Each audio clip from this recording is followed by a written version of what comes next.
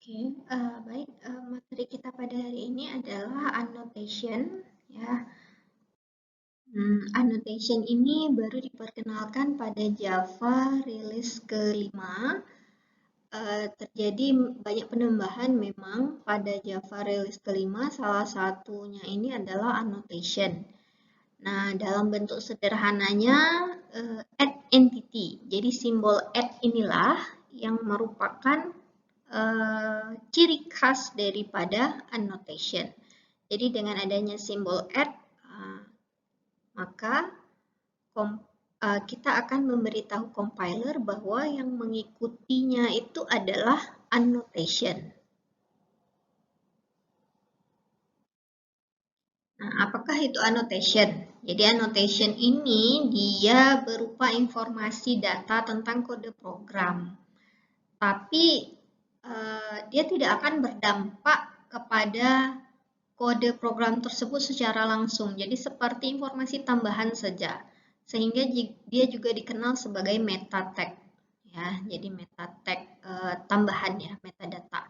Nah, label atau penanda berformat metadata ini, ya annotation ini bisa kita masukkan ke dalam kelas, interface, method, ataupun field.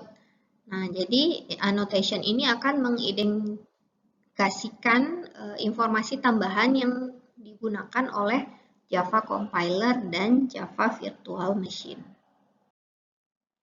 Nah, apa kegunaan dari annotation? Jadi dia memberikan informasi kepada compiler. Ya, annotation ini bisa kita gunakan oleh compiler untuk mendeteksi error atau suppress warning. Jadi ada warning yang ditekan. Suppress itu warning yang ditekan tidak akan dimunculkan kepada user. Juga annotation berguna untuk compiler time dan deployment time processing. Nah, biasanya software tool dapat memproses informasi dari annotation untuk menghasilkan kode program tertentu. Sehingga jika ada perubahan, maka proses perubahannya itu dapat lebih mudah untuk dikenal. Kemudian annotation juga berguna saat runtime processing. Ya, jadi ada beberapa annotation yang akan diperiksa pada waktu runtime.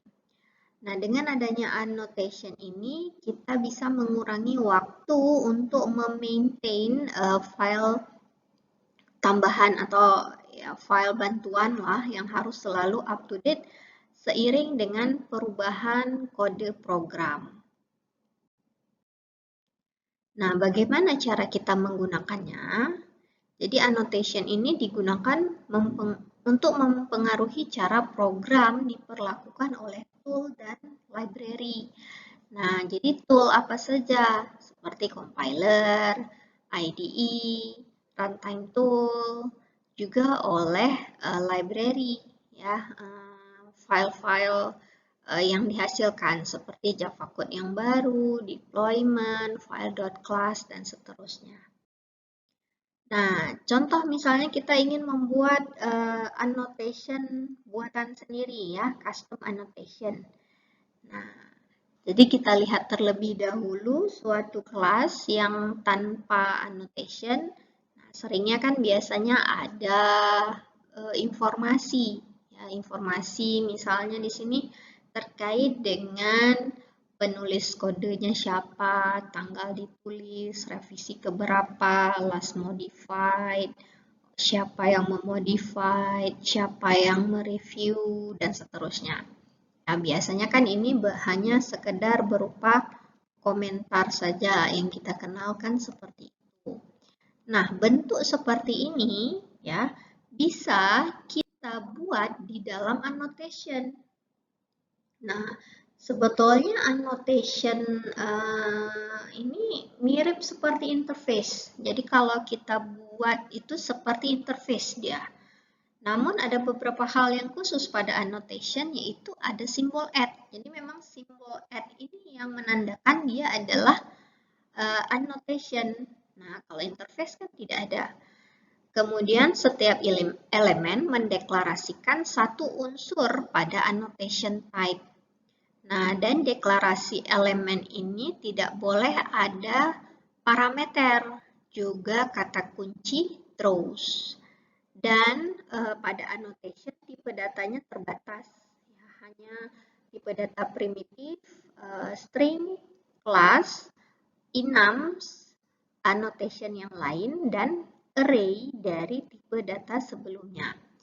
Kemudian elemennya boleh saja memiliki nilai default. Jadi di dalam annotation itu nanti akan ada elemen. Nah, untuk mempermudah, komentar yang pada slide sebelumnya tadi, ya, kita buatlah dia di dalam annotation. Nah, tadi kan dikatakan bahwa annotation ini mirip seperti interface. Jadi memang ada kata-kata interface, hanya bedanya di depan kata-kata interface itu ada add. Maka di sini menandakan kelas preamble ini sebagai annotation. Nah, apa saja elemen di dalam annotation kelas preamble? Nah, ada order. Jadi order ini kita buat dia mirip seperti method, ya, tapi sebetulnya dia adalah sebutannya member atau isi daripada annotation.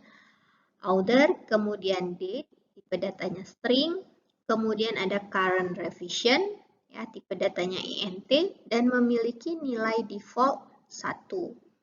Kemudian ada elemen last modified, nah, tipe datanya string dengan nilai defaultnya NA, kemudian ada elemen last modified by, tipe datanya string dengan nilai defaultnya NA juga. Kemudian di sini ada contoh penggunaan array. Ya, jadi array juga bisa kita masukkan ke dalam annotation. Di sini ada elemen reviewers, di mana data yang disimpan itu adalah berupa array string.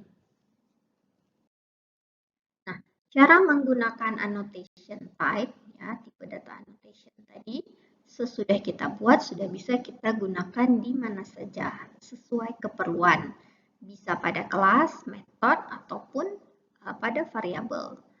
Nah, annotation merupakan modifier khusus yang dapat digunakan dimanapun, sebagaimana modifier yang lainnya juga. Ya. Nah, namun sebaiknya annotation ini mendahului modifier yang lain. Nah, pastikan sewaktu membuat annotation, ya, jadi kita tuliskan simbol @ terlebih dahulu, karena memang simbol @ ini yang menandakan bahwa yang mengikutinya itu adalah annotation. Nah, caranya yang tadi kita tuliskan annotation class preamble tadi, cara kita pakainya itu seperti apa? Ya, tuliskan simbol @ kemudian apa nama annotation-nya tadi? Class preamble, kemudian buka kurung, tutup kurung. Nah, yang ada di dalam buka kurung, tutup kurungnya itu adalah semua data untuk setiap elemennya. Tadi ada elemen order, maka di sini kita tulis order sama dengan John Doe, contohnya. Kemudian tadi ada elemen date. Nah, di sini ditulis nilainya adalah 3/17/2002.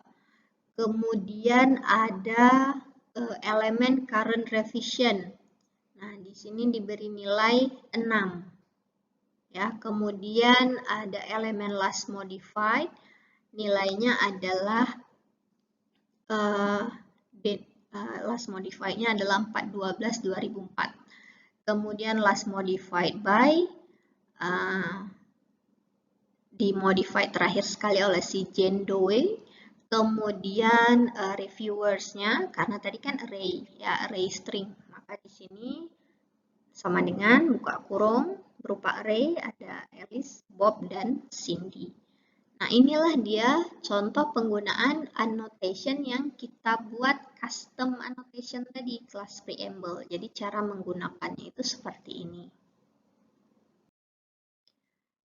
Nah, kemudian kita lihat ya, jadi ada 3 jenis annotation, ada yang marker annotation, ada yang single value, dan ada yang multi value. Nah, marker annotation ini adalah annotation type yang tanpa elemen. Jadi dia tidak ada elemen, nggak ada data.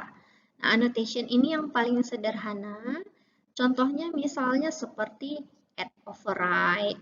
Ya, add override ini sudah saya jelaskan pada materi tentang method overriding pada inheritance ya. Jadi kita tambahkan add override untuk menandakan metode tersebut adalah metode yang kita timpa dari superclass-nya. Kemudian ada juga annotation add deprecated. Nah, ini juga jenis-jenis dari marker annotation. Nah, cara kita buatnya seperti ini ya. Misal di sini kita buat annotation markernya, namanya adalah preliminary, jadi public add interface preliminary. Di sini langsung buka kurung tutup kurung ya, jadi tidak ada elemen atau tidak ada isinya.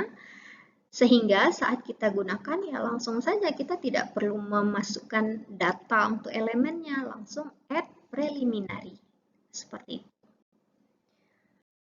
Berikutnya single value. Ya, jadi single value maknanya hanya ada satu nilai saja. Nah, annotation tipe ini hanya ada satu elemen dan elemennya harus diberi nama value. Dan elemen tersebut bisa saja memiliki nilai default. Contoh seperti ini ya. Public add interface copyright. Nah, jadi di sini ada annotation-nya copyright di mana nilainya itu cuma ada satu, sehingga karena cuma ada satu, elemennya harus diberi nilai value, ya, string value. Nilai defaultnya adalah Universitas Syahkuala. Nah, cara pakainya langsung saja, ya, tidak perlu kita tuliskan value sama dengan 2700 dan seterusnya, jadi langsung saja copyright, buka kurung, 2017 Universitas Aceh. Nah, ini berarti nanti copyright-nya akan berubah nilainya menjadi 2017 Universitas Aceh, bukan lagi Universitas Kuala. Nah, kemudian multi-value annotation. Nah, multi-value annotation ini ya berarti nilai elemen yang disimpannya itu lebih dari satu, ya, dan elemen tersebut boleh saja memiliki nilai default. Sebetulnya inilah contoh dari annotation yang pada contoh yang pertama tadi ya, class preamble. Nah, itu adalah contoh dari multi-value annotation. Nah, di sini ada contoh yang lainnya, yaitu annotation request for enhancement. Jadi ada public add interface request for enhancement, elemennya ada int id, ada string synopsis, ada string engineer, dan ada string date. Nah, cara pakainya seperti apa? Ya, add request for enhancement, ya, nama annotationnya, kemudian kita berikan nilai untuk masing-masing elemennya. Ada nilai id, synopsis, engineer, dan date.